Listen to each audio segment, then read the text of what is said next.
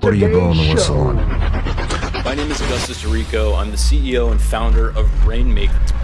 Most cloud seeding operations in the past have used time flares. you knew. People don't know the difference between cloud seeding and geoengineering. Weather manipulation. Have you been in your own brain? Snow. What you thought you knew. Pleasure. How many countries is China News working you with on this? probably Do you have an idea? already knew. No, I don't know how many exactly. You never heard of cloud Oh, seeding? news Don't to worry, know. I got a video. What's up, you guys? I got some weather modifications gonna drive you crazy. Let's get into What are you it. blowing the whistle on? That there are technologies at the South Pole Station that people can't even consider that exist on this planet. Like what? Directed energy weapon systems is something that people need to get into their vocabulary fast. The ice cube neutrino detector is not simply a passive listening device as presented for the science that they're claiming it to do. It also has the capacity to transmit. There are embedded in the ice what are called digital optical modules, DOMs. They're about the size of a basketball. The array embedded in the ice is 1 kilometer by 1 kilometer by 1 kilometer. It is the world's largest telescope. And now, because we have proven that it can transmit, it's the world's largest directed energy weapon system. It is responsible for the earthquakes in Christchurch, New Zealand in 2011 Allegedly. on the front end of the year. How do you know for a fact that that was responsible for that? Because I was present and I have gone over this with the pertinent people that I will not be releasing their names. Okay. But I was on the team, let's just say, and I've confirmed this. Well, I've provided documentation from the actual manufacturer's specs. So this unit was constructed, operated, and maintained by the University of Wisconsin, and just like every other device on the planet, whether you're driving an M1 Abrams tank or operating the ice cube neutrino detector, there's operator's manuals that tell you how things work. Right there in that information, free for everybody to find. I found it myself. I was directed to find it, I'll put it that way, and release this information. And it states very clearly that each one of these DOMs can transmit at 2,047 volts each. So these are currently the facts of life. how do you know? I mean, how do you? I guess what I'm asking is, how did it even come to your attention that this triggered an earthquake? If you're at the South Pole and New Zealand had an earthquake, I mean, how did you know it came from? How'd you the see South it? Pole? Without divulging names, Without divulging names. I could only say that it was communicated to me from team members that were present and fully read in at the time that they were aware. And since that time, At the immediate, like the same day? oh, absolutely, it was understood Well, what was said? that we accidentally hit Christchurch, New Zealand twice when they were trying to fire up this weapon for the first time. That it was friendly fire. It was not on purpose, but it occurred. That the system is designed for that. And it was just friendly fire. So this is incidental. Just friendly. You guys check this out. They've got directed energy weapons. Get with the fact. It's the conspiracy theory with the Mountain Dew. DEW. Get it into your vocabulary. It's real deal. You want to hear about the weather? You want to know what's really going on? Check this out here. Introducing, ladies and gentlemen, Mr. Augustus. Of course the government can control the weather. And it's not cap. We can pull up the document and you can research it yourself. Look up US 2550324A. This type But you won't. You won't look it up. You won't look. You won't look up US 2550324A. Google AI. I dare you. of information isn't hidden. We're just too busy getting distracted. The Heart Machine was created in 1946 by Nobel laureate Irving Langmuir.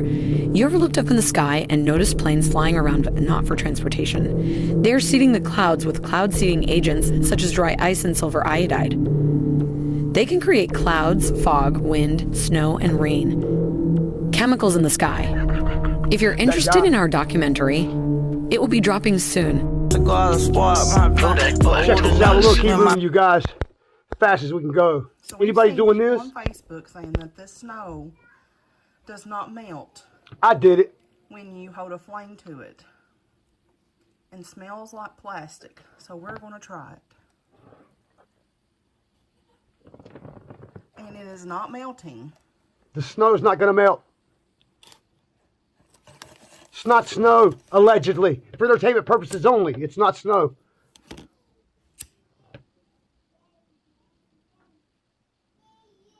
It is burning. That's soot from your lighter. That's not, it's still not melting. It does It's smell still like plastic.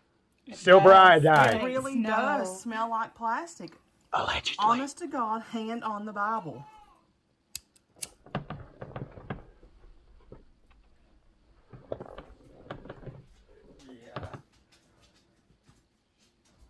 Not going to melt, ladies and gentlemen. And it didn't. But check this out. My name is Augustus Introducing- DiRico. My name is Augustus DiRico. I'm the CEO and founder of Rainmaker. We're a cloud seeding company that is enhancing precipitation via advanced radar and also drones for the sake of supplementing water supplies for farms, cities, reservoirs, and wildlife throughout the United States. Our ultimate I vision just is want to end mention this guy has a mullet. I just want to mention this guy has a mullet. He's 25 years old here in this clip. Putting silver iodide into the clouds, make it rain. Here, I'll let him get to it. Look at it. scarcity, and we've begun that mission already. I'm testifying to not oppose the spirit of this bill, which I think is well-founded, but the current configuration of the bill that I think would impede this mission for ending water scarcity and also for bringing the best-in-class technology to Florida and the rest of the United States. Coming to you soon. The first point that I'd like to make is the difference between solar radiation management and cloud seeding. And so Senator Garcia did bring this up briefly. Solar radiation management is a very new technology. It's not something that's been tested at length. NOAA has done some very initial experiments on its efficacy. Not the guy from the Bible. It is attempting to reduce the amount of solar radiation that makes it down to the planet by injecting reflective aerosols into the upper atmosphere. Once you inject these aerosols... This is two people that just said we're injecting things into the sky. We're going to reflect down light. If we don't get enough light, we're going to make some light. I love Mountain Dew. Not sponsored, but that DEW separated for a reason. It's probably backwards on the film. But look here. These people are telling you, last two clips, they're telling you, same thing. We're shooting stuff up in the sky. We're shooting stuff in the sky. We're going to send a young guy in. He's a Baptist. He loves Jesus. He says his comments, yes, that's me. When you think of Christian, think of me, the guy with the mullet. I'm telling you, it's a setup. Don't fall for it. Back to the clip. Probably. Stay in the stratosphere for years. They have effects on the entire climate. The data from these experiments, because the experiments have been so few, is limited. And so the implications of them are not something that are well tested yet. Cloud seeding is altogether different. The only similarity is that it has to do with the atmosphere. It has to do with the low atmosphere. It's a mechanism, or it's a tool that either freezes the water in existing clouds or condenses. Oh my God, he's telling you. He's telling you what he's doing, you guys. He's not even trying to play around with it. I'm telling you what's coming. Get ready. A lot of what we do right now is snowpack Get ready. enhancement. So you find the water with the radar, you fly your drone This up into kid. these conditions, hope that it survives. You disperse the material. So we have this aerosol dispersion system that basically just emits individual particles that the water freezes onto. With the same radar, you can now see it freezing, growing into bigger snowflakes, and then eventually bigger drops, and measure how much precipitates downwind. So you're essentially introducing some type of an agent that has weight to it. You're introducing an agent that the water freezes onto. It's just the weight of the water that pulls it down. So for every pound of this that you put up, you get in excess of 40 million pounds down on the ground. Have you been in your own rain? 40 million Snow. pounds. Snow. Yeah, our own snow. It's actually way easier to make snow than it is rain. Why is that? So you know how the material freezes the liquid in the cloud? Mm-hmm. That means that the cloud has to be cold enough for you to freeze it in the first place, which generally means that it's cold beneath the cloud too. Has it been cold outside, ladies and gentlemen? With respect to rain, we're operating in Utah, Colorado, Oregon, California, and Texas. It's all rain in Texas, so we've been in our own rain there. It's got to be. This weird was 7 feeling, months though, ago. knowing that that's your rain. Like I said, Flood in that's Texas. the second most important thing that I've ever done in my life. What is the agent? Yeah.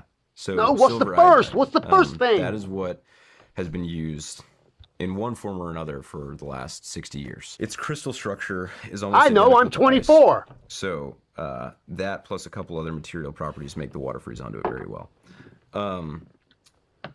We use so little of it, about 50 grams per 100,000 plus acres, that there's no accumulation, no measurable or consequential accumulation in the soil for humans or for farms or for ecosystems.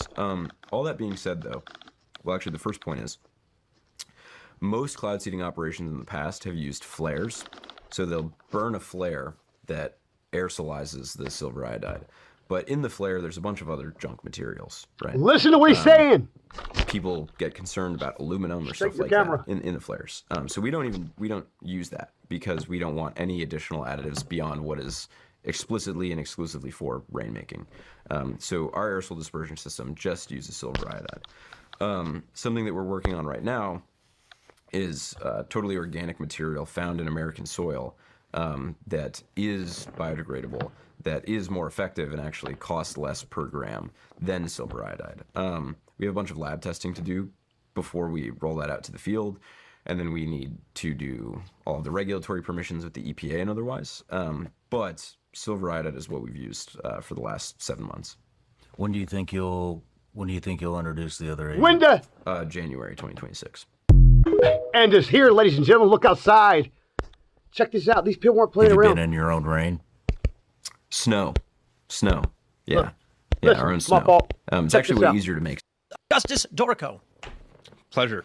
Who are you? Let's have it again. What did he say? Yeah, my name's Augustus. Y'all hear him? DiRico. Listen to how he introduces him. Augustus DiRico. Dorco, ladies you? and gentlemen. What do you- Dorco. One more time for the people. Augustus DiRico. Dorco. Pleasure. Who are you? What do you think? Yeah, my name's Augustus DiRico. I run Rainmaker, we're the Dorco. biggest cloud seeding company in the United States, and we're making more water for farms, ecosystem restoration, hydroelectric utilities, and ski resorts by flying drones into clouds that aren't naturally precipitating, and then making them rain or snow more. Uh-oh. I'm Shane Cashman. If I were king, I would ban this because it's sky terrorism. But I'm happy you're here. Dude, I would love to talk about it. I'm stoked to talk about it. Yeah. I just look right at Shane. I'm like waiting for him to say that clouds don't exist. I've been telling them about weather manipulation for years. Everyone laughs at me. I'm like, well, the face of Big Cloud is right here. How do you reconcile cloud seeding with the fact that there's not even any clouds? Well, there's clouds. He just keeps mutilating them. Well, where are the clouds coming from? Yeah. Allegedly. You're not cultivating. You're destroying God's beauty. You ever heard of aerosol invigoration of convection, bro? Tell me about it, bro. We make them bigger, the clouds. Yeah, I don't like Big it. words. You like small clouds. I think we should leave it alone. Do we get rid of the dams on the rivers? Well, that's engineering. What you're doing is like Oppenheimer.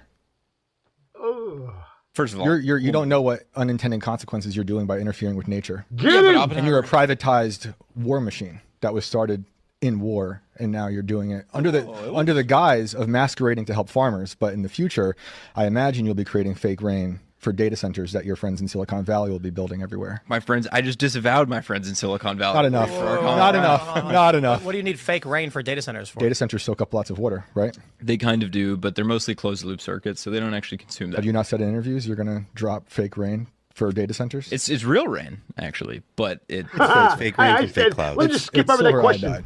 Let's Roll hear that their again, eyes, ladies but and gentlemen. This is a very real issue for data centers. it's real rain, actually, but It's fake My rain fault, from sir. fake Go back cloud. one more time. Sorry, sir, but that's Data here we centers go. soak up lots of water, right? they kind of do, but they're mostly closed loop Listen. circuits, so they don't actually consume that. Have you not said in interviews you're going to drop fake rain for data centers? It's real rain, actually. real rain. But It's fake. It's fake rain from fake clouds. It's silver iodide.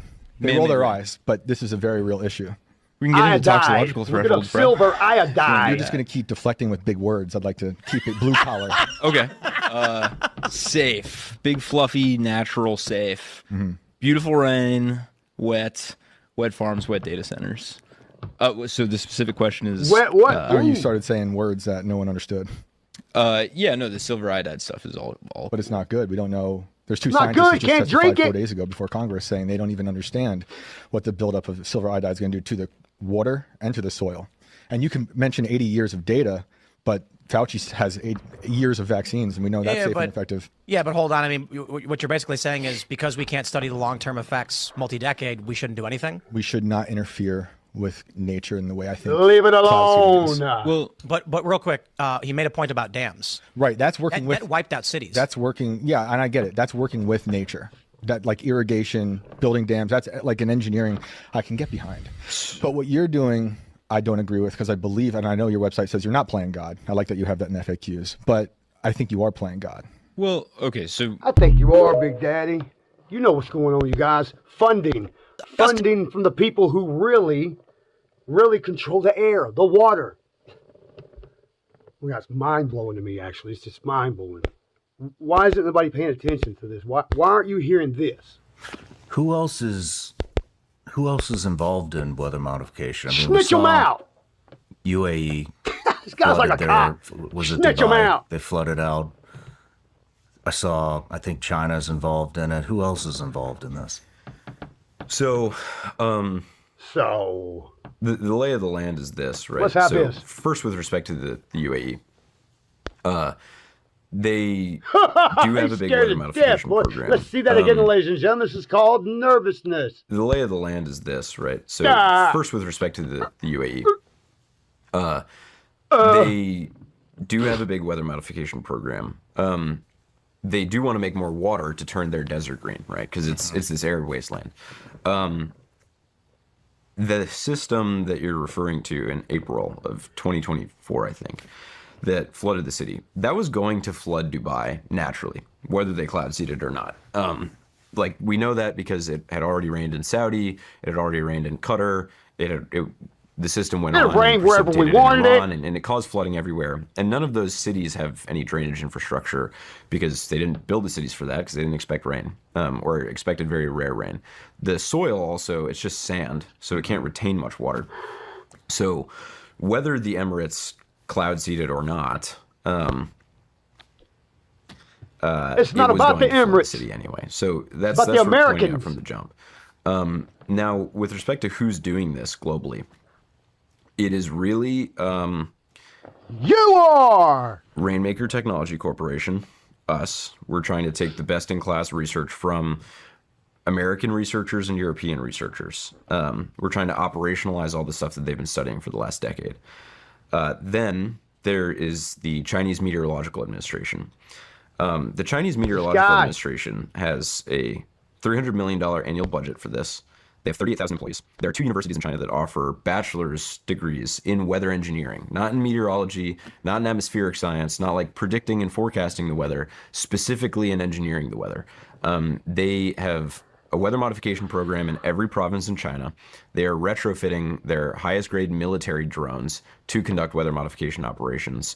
More than double-digit percentages of the water in the Three Gorges Dam, biggest dam in China, they attribute to precipitation enhancement operations.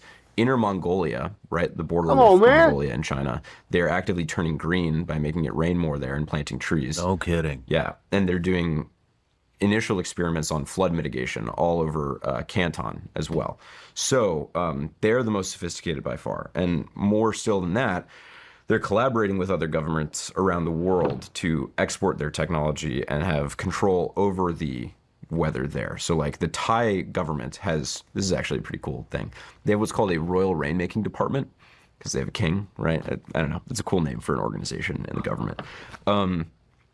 They collaborate with the Chinese Meteorological Administration. So China does a lot of their weather modification. Then in the Middle East, they have some researchers of their own, but it's really this sort of great power politics between the United States government, which is not super involved in weather mods. So really it's just me and my pals going there advocating for us versus all of the best Chinese researchers. And the Chinese researchers, not only are they using more sophisticated drones, more sophisticated radar to measure what the results of the operations are, they've designed different kinds of nanoparticles that are way more efficient at inducing precipitation than anything that we have stateside right now. So lay of the land is, there's Rainmaker, which is probably the best in class in the world, maybe only next to the Chinese Meteorological Administration. There's the CMA. There's all of the governments that basically we are bidding against the CMA for like market share in. And then there's kind of all the like snake oil salesman guys that are just flying a plane up, blasting something, and then saying, mission accomplished, we did it without any scientific backing. Interesting. That's interesting. How many countries is China working with on this? Do you have any idea? No, I don't Snitch know them how many out. exactly. You wouldn't be surprised to find out they're pretty obtuse about it, but they have explicitly Obtuse said down there's there. a blog post I can send you after this that they published, where by 2030 they want to export this tech, not to be explicitly part of Belt and Road, but to be a means of exerting soft influence over all these countries, right? Because if China owns all of the shipping infrastructure, right? So like Yes. shipping and receiving energy infrastructure, that's already huge leverage over East Africa, Europe, the Middle East. But if you control the water supply, that's a much control the more people. consequential thing to have leverage over. Yeah, that's That's wow. something. They're smart, man. They're smart. They are, but I believe in American exceptionalism. I think that, I mean, for one, what it's worth saying is, like, I am not a pacifist, but I really do not think that war is good. I think a lot of the time when technology companies talk about China, like, they saber rattle and sort of froth at the mouth at the idea of war because, practically speaking, like, you can get your bags pumped by the U.S. government funding you to do, you know, weaponization stuff. I don't like that. I really wish that we had a rivalry with China, but were less anxious to fight with them. All of that said, though, I think a lot of that comes from the stuff going on in Taiwan right now. Totally, right? And like, we need the chips in Taiwan. I get that, but like, I don't know. I would prefer that we're inspired to action and get really serious about weather modification and all these. He wants to make them in outer space. Because we do want to be the strongest power in the world, and we do want an American vision for the world and for space in the future, but not one that is on a collision course with China in World War III. That's something to think about, guys. Every time, look, it's going from the weather, always goes to the W word. Always goes to the W word. That's what it's all working for. Check, like the next part of that. It's actually way easier to make these snow, guys than it is rain. Why Check is it. that? So you know how the material freezes the liquid in the cloud? This is how it's done. That means that the cloud has to be cold enough for you to freeze it in the first place, which generally means that it's cold beneath the cloud too. Now, with respect to rain, we're operating in Utah, Colorado, Oregon, California, and Texas. It's all rain in Texas, so we've been in our own rain there. Out in West Texas and the Trans-Pecos, the Panhandle, that's been pretty cool. You remember the water? Yeah, that's got to be pretty. It's got to be a weird feeling, knowing that that's your rain. Like I said, that's the second most important thing that I've ever done in my life. Second. Tell him the first. What is the agent? No, Yeah, the first. so What's silver the first? iodine. What's wrong with you? That is what has been used in one form or another for the last 60 years. They won't say what the first most important thing is that he's done, but I'll tell you these people. It's actually way easier to make snow. Have you ever heard about Love the birth idea of control in the water? It's Let me actually, interpret love that. the idea of getting microplastics out of the water. You know about how like birth control's in all water now? There's birth What? control in the water. Yeah. Right now, lots of women use hormonal birth control, right? And then we Yes, they recycle do. a lot of that water. We don't actively filter out for the hormones that are in it. And so when that Not just birth control, Zoloft, Xanax, Valiums, pain pills, AIDS pills, cancer pills, all contaminating the toilets. That's the only water that we recycle, the toilets. The toilet. The toilet all goes downtown, circles around, comes back through your faucet. If you've got city water, sometimes with hydrofluorosilicate acid. They'll probably bleep that out, but I'm saying look it up. It's, Clorox, fluoride, whatever. Just a few things. Back to the clip. gets recycled, it gets put back in the water supply, and then dudes end up drinking it too. There's a bunch of other stuff that's probably androgenizing us. There's a lot of crazy stuff that is actually happening. Let's back it up, ladies and gentlemen, just so you're clear what It's happened. recycled, it gets put back in the water supply, and then dudes end up drinking it too. There's a bunch of other stuff that's probably androgenizing us. There's a lot of crazy stuff that is actually happening. So is this like a significant amount of birth control in the water? Yes. And there's an infertility All problem. of it. Yes. How does it affect males? Do you know? It makes you less of a guy and more of Beta. a sort of, I don't know, like the way that most guys are now. There's so many conspiracies about the chemtrails. I've heard that they're spraying estrogen in the air. Well, let me tell you something, though. Oh, shit. Here we go. The material that we use, it freezes the liquid in cloud into snowflakes that fall, right? Pure testosterone is not as effective, but it's almost as effective as silver iodide. So if we really want to make America healthy again, we'll all be showered in testosterone. I can make that happen. It's not no I can make it happen. It's that I did make it happen. He sprayed it. Look outside. Have you guys been outside lately? Have you been outside lately? DARPA's. What? Saw this thing. The weatherman is like pointing out a forecast or showing the radar and like this big like storm formation or whatever. He's like, just so you know, this isn't a storm. This is just military exercise. Popping up on the radar looking like a storm. Did it again. That was in like California, I think. Basically like, this is not a weather formation. This is the military dropping chaff, shreds of aluminum, fiberglass, and plastic used by the military to trick radars. What? So it's basically a blanketing system. Yeah. To where the radars cannot penetrate through it, and they've been doing that all over the U.S. And so it's literally just like it's just particles in the air. All over. Glitter, bro. Where Wait, you're but that's at? poison. Is that raining down on us? Yes. The thing that I showed you. Yeah, the snow thing. Yeah, this chick is talking about like snow is now toxic. Takes a cup, scoops it up, melts it down, and then takes a magnet on the side, and it's not dirt in the snow. It's literally pulling to the magnet all the debris from the snow. Literally. Don't eat the snow. So they're doing that, and it's just like when we see these planes with when they're like so high leaving this jet stream, it's just like, dude, that's not just like a commercial airline. I saw this thing. The weatherman is like pointing out a man. That's wild, you guys. I don't know what to think about that. It's still going. What the idea was in Operation Popeye, which is what we did in Vietnam. Listen, the more of this you know, the better. I know it seems like I'm over and over and over, but listen, this is the guy. The Elon Musk is the space guy. This is the weather guy. They're telling you. They're setting you up. Just listen. It's what's happening. It's not is it going to happen. It's that it's happening. Back to the clip. Was to extend the monsoon season, cause more precipitation over the Ho Chi Minh Trail to impede the logistics of the Viet Cong, right? So everybody knows about how we were secretly bombing Cambodia. That was a big no-no. Not as many people know about Popeye. The problem with Popeye was we did not have much in the way of satellites at the time, and we also didn't have much radar. So if you look at the reports of troops on the ground and meteorologists on the ground, they say that they were able to extend the monsoon season, but we have very, very little data to prove that, right? Like I said, it wasn't until 2017 that we really unambiguously proved that this was possible. But just for additional context for folks, the 54th Weather Reconnaissance Squadron in the Air Force, their motto was make mud, not war. Because the idea was if you could flood out these supply chains, then you could prevent people, the Viet Cong, from getting to the lines and actually shooting bullets at people instead. So the idea was to drop rain. Interesting. Yeah. You know what's...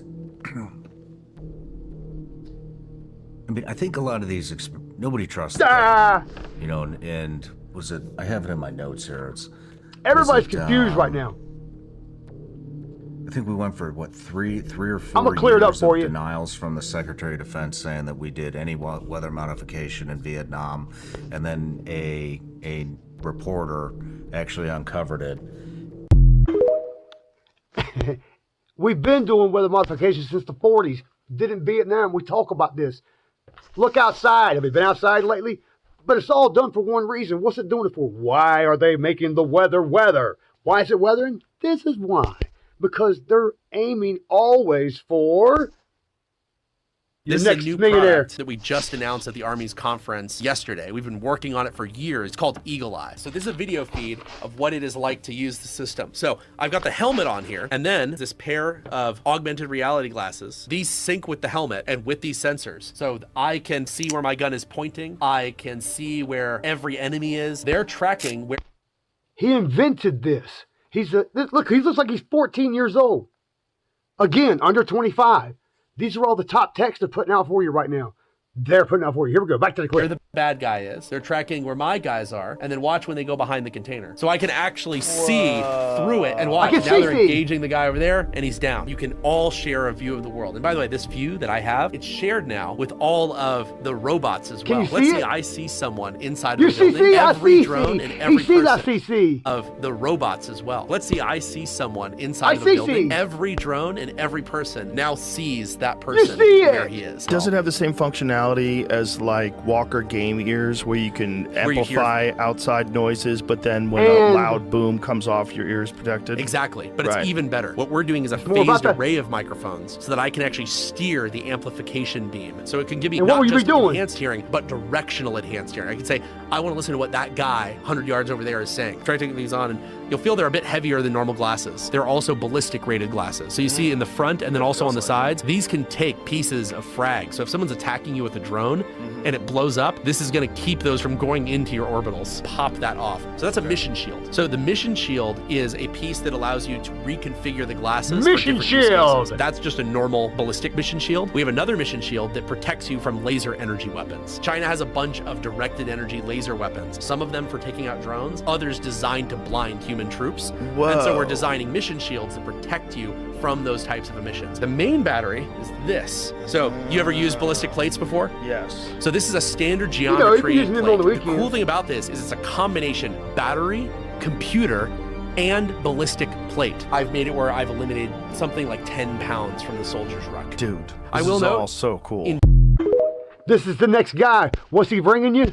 You'll see. This is going to be crazy. Anyone who's making contact with the enemy is going to have superhuman augmented vision that allows them to never miss anything, never miss their shot. You are going to augment the vision of soldiers and give them superhuman perception abilities. You can see at night. You have extraordinary superhuman hearing. You're able to mark targets in the environment without projecting anything in the environment. You can seamlessly see in your heads-up display where all of your friends are, where all of your foes are, where all of the innocents and non-combatants are, and have that all just seamlessly presented to you as if you're Superman. You can see through walls, you can see through night, you can see through fog. You are Superman. They're very serious about their see-through, ladies and gentlemen. Next guy, this is the next guy. This is gonna be crazy. Anyone who's making contact with the enemy. DARPA is something. Listen closely. Most Americans have never heard of. Let's go. DARPA is something most Americans have never heard of. It's the biggest collection of geniuses anywhere in government. These are the guys that are creating not the next generation of technology, but 3 generations from now. If there are flying saucers and they're not little green men from outer space, DARPA made them. Seriously. This always struck me as very funny. DARPA's work is so classified that one DARPA scientist sitting next to another DARPA scientist has no idea what the other guy's working on. It's too highly classified. I mean, even at the CIA, we weren't cleared. Not even at your position? I had to get a Q clearance once because I had to go to the Department of Energy to talk about a nuclear issue. Nobody liked the fact that I had the clearance, and I ended up having the clearance just for one day, and then they revoked it. But that's how DARPA is too. And this is another thing that always struck me as funny. There's a DARPA website, and they have pictures of scientists like, working together all in bliss. These are just generic pictures of random people you pull off the internet. These aren't DARPA people that are in the pictures. You can't show the DARPA people. They're too highly cleared. The DARPA people are highly cleared, ladies and gentlemen, but that's okay. What does warfare look like in 2030? Warfare! I think the future of warfare is going to look a lot more like chess than dodgeball. Suppose that you have that Navy SEAL, he might be aided continuously by 10 drones that are sensing the world around him, looking for things that are a threat, consuming the information that comes in. And he's not watching 10 drone feeds, he's just seeing in his augmented view of the world where those threats are. The system's gonna say, hey, this is the top threat, it's the only thing that might kill you in the next minute, you need to deal with this. I act like this is the future, but of course this is what we're doing with our customers right now. Ladies and gentlemen, that's what they're doing with their customers. Are you? Luckey, Mr. Luckey, right here. The team guarantees that 2026 timeline. I think that, like I said earlier, we don't have time for business as usual. You got no time for that? We're predicting that there's going to be a window of opportunity for Xi in China that opens in 2027. That means that you necessarily need to be ready for a potential great power conflict with China in 2027 and for at least a few years after that. So At least a few years, you guys. No other option. The whole point here, the reason we raised that $1.5 billion round, the reason that we've been accelerating this process, the reason that we're investing in building this factory ahead of the customer actually paying us to do it is because we believe in that timeline, because we have to believe in it. It is critical that we hit it, and I think we will. Are you getting some financial incentives from the state of Ohio? Absolutely. They gave us a great incentive package. He stutters a little bit. Definitely part of our decision. No problem with that. I got a friend that stutters all the time. So I love stutterers. Check this out. Palmer Luckey started with Oculus. Now he's building AI-powered drones that fly and fight without a pilot. His company, Anduril, just rolled out one that's already being used by the US military. This raises a real question. What happens when AI tools built by a startup decide life and death? For anyone building with AI today, this is a reminder that how we work with AI is a choice. Masterbots helps you use AI for clarity, not conflict. Try it free at masterbots.ai. Ladies and gentlemen, it's coming. Wake We up. forgot one of the most important lessons of World War II. Everyone talks about how we made our weapons in automotive factories, in agricultural implement factories. John Deere made a whole bunch of tanks, and so did Caterpillar. But what people forget is that we actually specifically designed weapons so that they could be manufactured by those existing workforces, existing machines, and existing factories. We're talking very tight design requirements that drove the design from the very beginning. People would ask questions like, how thick of steel can we heat treat in this existing automotive plant? And those very specific engineering limitations on the manufacturing side are what drove the designs of our bombers, of our fighters, of our tanks. In other words, we designed weapons so that they could be manufactured by the industrial base that we had, not the one that we wished we had. One of the mistakes we've made is not designing weapons to be made by existing US industry, but instead designing weapons that can be made by what engineers know is possible in the ultimate limit, with unlimited money and unlimited time, where we're not fighting an existential war for our survival or the survival of our allies. You cannot make an F-35 in a Ford F-150 plant, and it was never intended to be. Nobody ever thought, maybe I should think about what I'm gonna need to do, make 100 times more F-35s. You're not gonna make 100 times more F-35 plants. It's just not possible. You can't do it. This has been something I think Anduril's been doing right, and other companies have been trying to do as well. We're building things like torpedoes and submarines and cruise missiles that are designed to be manufactured by the same robot arms, the same plasma cutters, the same laser cutters, the same milling machines, the same staff and personnel that are currently making Ford F-150s and washers and dryers. And that was a hard restriction we used to understand. And as we fell out of existential fight for our lives towards kind of quasi-peacetime jobs program, we forgot why we were doing that in the first place. And that's the exact truth. You better pay attention. It's coming faster than you think. Check this out. Making the news. His name is Palmer Luckey, and he's the founder of Anduril. So Anduril is making a line of autonomous weapons that operate using artificial intelligence. Some international groups have called those types of weapons killer robots. But Palmer Luckey says it is the future of warfare. We shouldn't be sending our people to stand in other countries, putting our sons and daughters at risk for the sovereignty of other nations. I've always said that we need to transition from being the world police to being the world gun store. Do we want to be the world's gun store? I think so. I think we have to.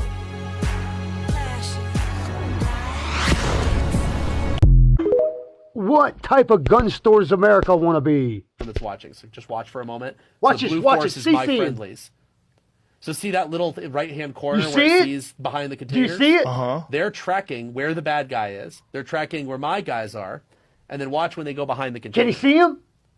So I can actually see through He it. sees And watch. them, Now they're he engaging sees the guy over them, he there, sees and he's them. down.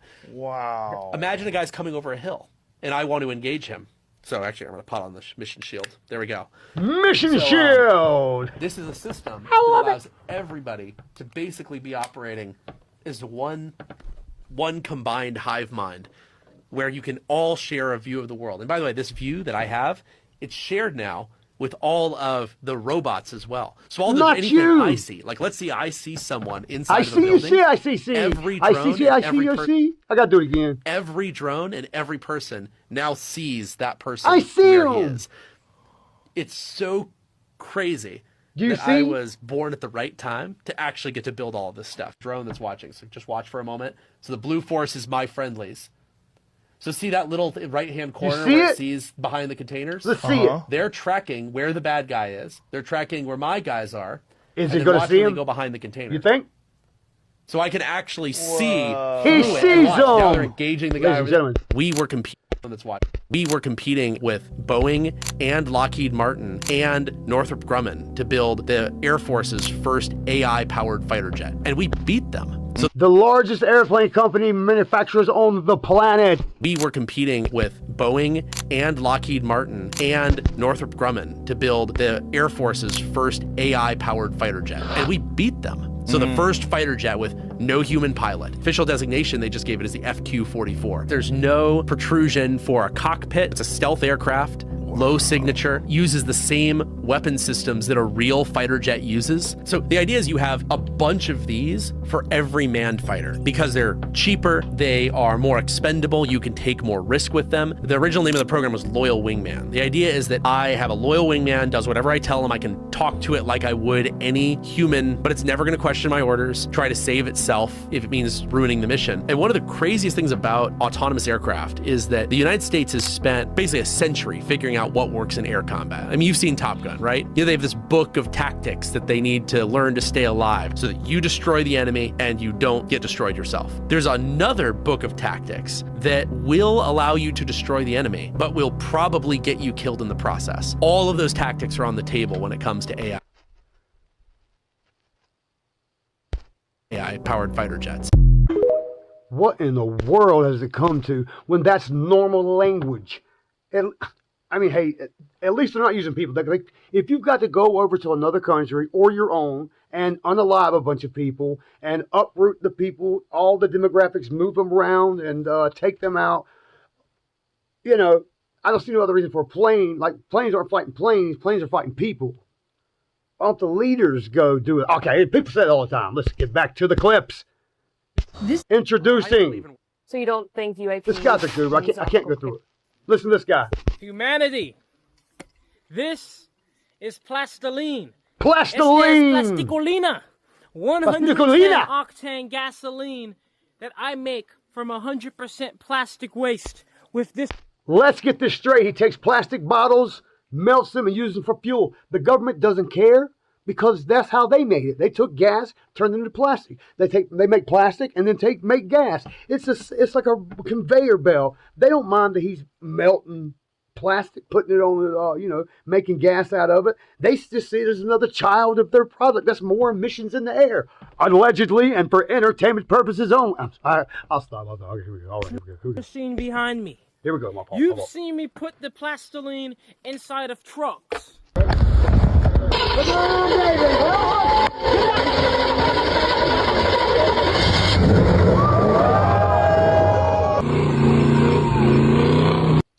Inside of a scat pack. Okay.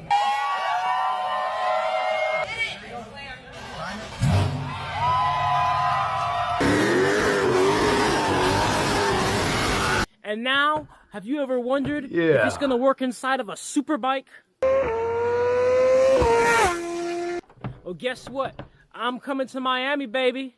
Estoy en Miami, mis españolhablantes amigos y amigas. And Muchas preciosas panuchas payores. With Miami Crime Squad, we are going to run the world's first super bike, donated by Howard himself, because he believes in me with his BMW S1K. And we're going to put plasticolina in there, and it's going to run, baby. You already know it's going to run better than gasoline from the pump, just like we always have done.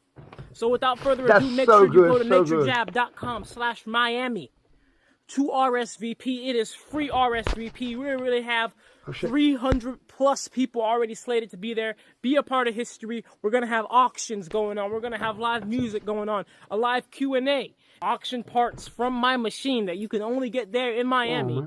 And then the main event, of course, the BMW S1K, the first motorcycle in the world and the first BMW S1K in the world to run off of plastiline. Look, it's literally glowing on my face. That's how beautiful this stuff is. And of course, you can smell this when you're there in Miami too. So Miami, I'll see you guys soon. Smell it when you get there. Hasta pronto, amigos. Let's go. All right, you guys, this is upcoming 3 under 25-year-old people changing the planet right here, right now.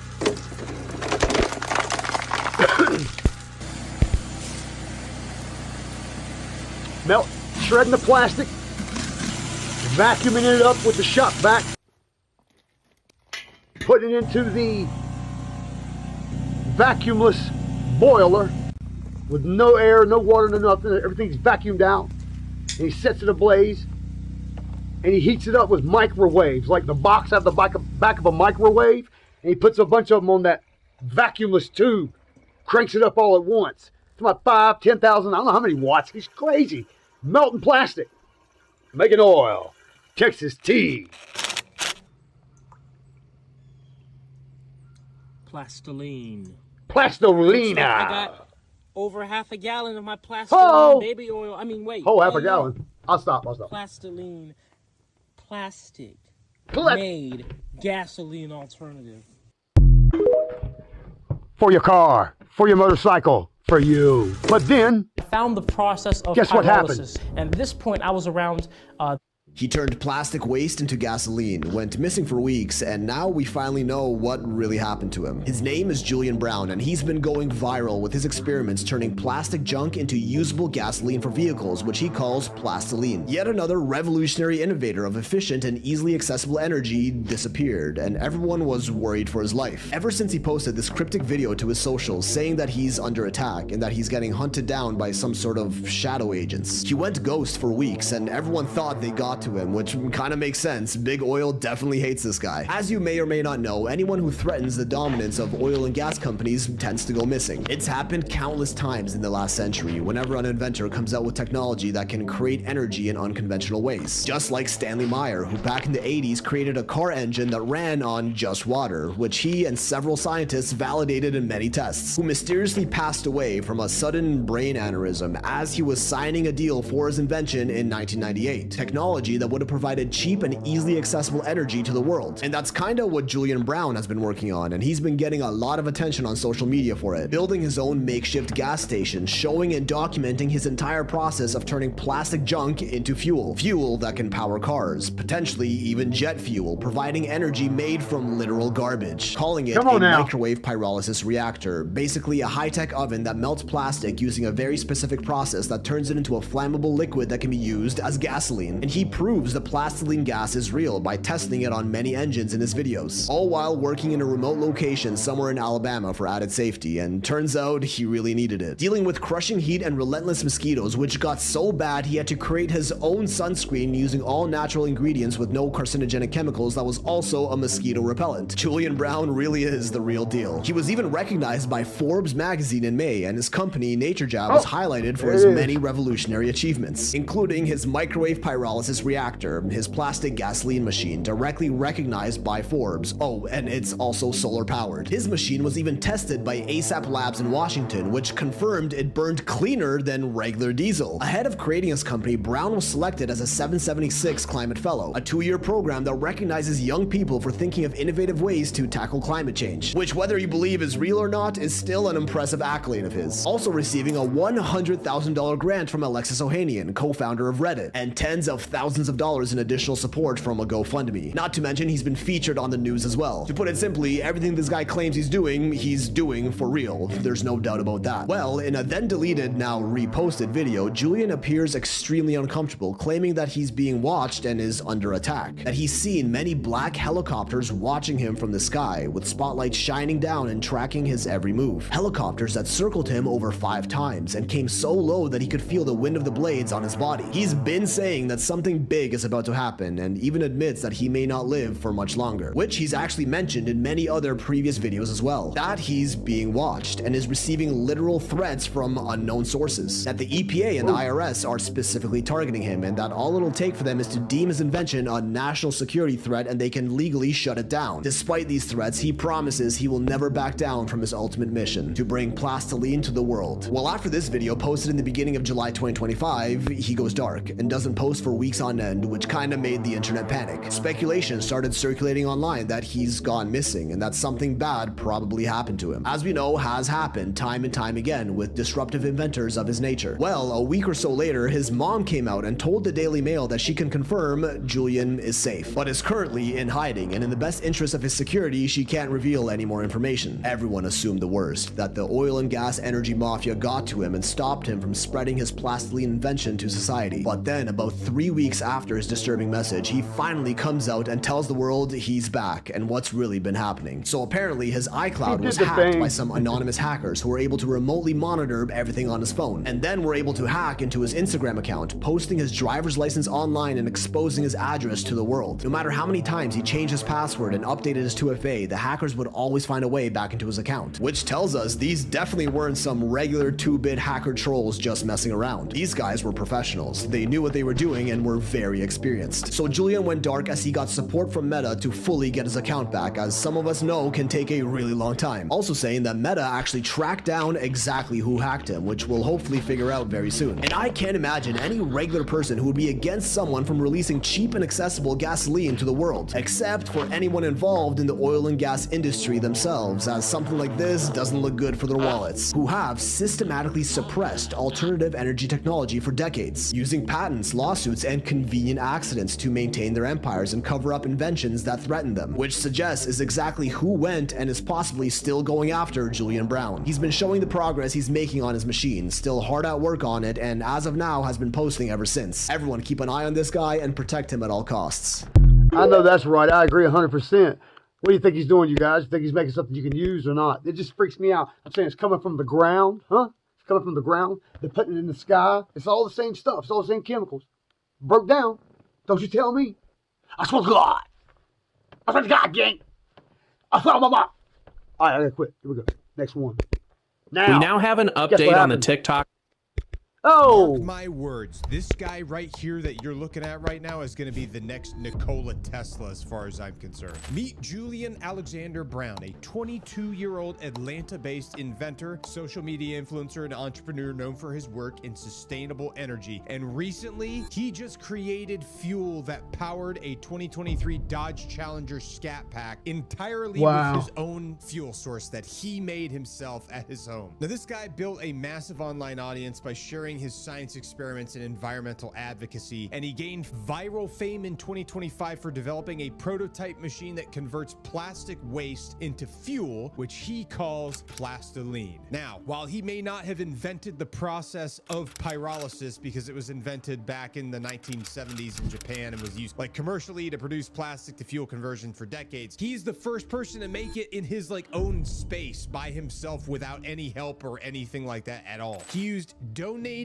solar panels and created a microwave pyrolysis reactor, which is a compact continuous flow system that uses microwave energy heated by solar panels to break down unsorted plastic waste into high octane fuel. Now, this avoids the fossil fuel emissions typically required in traditional pyrolysis setups, making it more eco-friendly and scalable for home or community use. Now, the process is super crazy and hard for me to explain because I don't understand it, so I would look it up online and check it out. But the craziest update came from a few days ago on October 4th, 2025 at a Nissan dealership in Duluth, Georgia, which is a suburb of Atlanta, and he demonstrated live that his fuel works. This live demonstration was attended by 1,000 people, including locals, influencers, and media, and he filled the tank up of a 2023 Dodge Challenger Scat Pack after demonstrating that it was empty. It had an empty tank. They tried to start it first to show, nope, there's no fuel in this thing, and then he dumped a big jug of his own fuel that he had manufactured at his home or at his lab, and the entire event was captured on video. After he dumped his fuel into the car, they were able to start this thing, prime the engine, and started it right up real quick. Now, he had announced this test a week prior on Instagram to build the hype with teasers of the reactor in action, following similar demos like powering lawnmowers and ATVs and things like that. Now, this video exploded all over the place within hours because there was a bunch of celebrities sharing it. It's a pretty big deal. This dude literally made fuel at his house. This is proof right here that one person's garage tinkering can challenge big oil. Now, if plastiline could be scaled, it could completely revolutionize waste management for America and the entire world as far as I'm concerned. So protect this guy at all costs. I don't even know what's going on.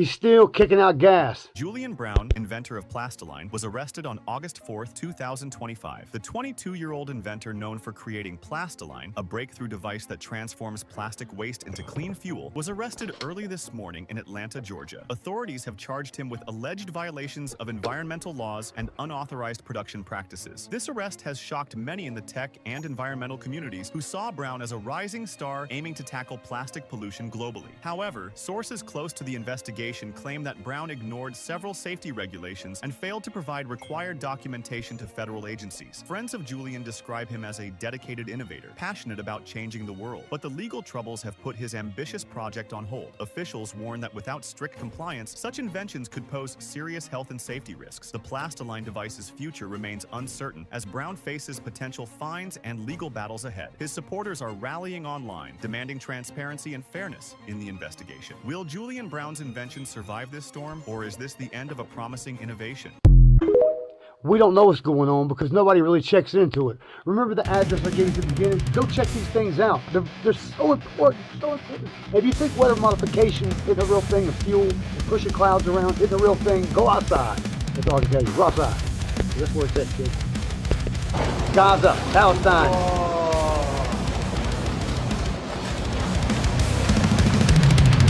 Look at that weather.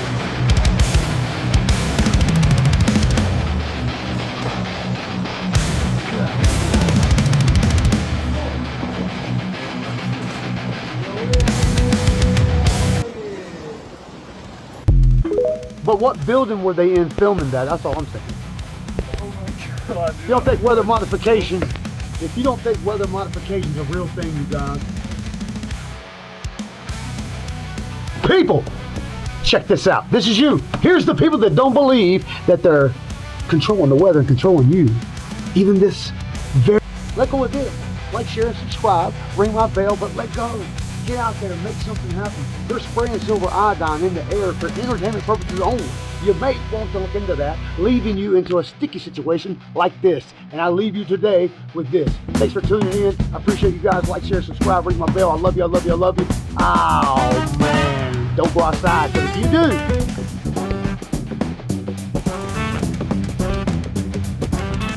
this might happen. I almost just kicked that rock. I'm not gonna fall.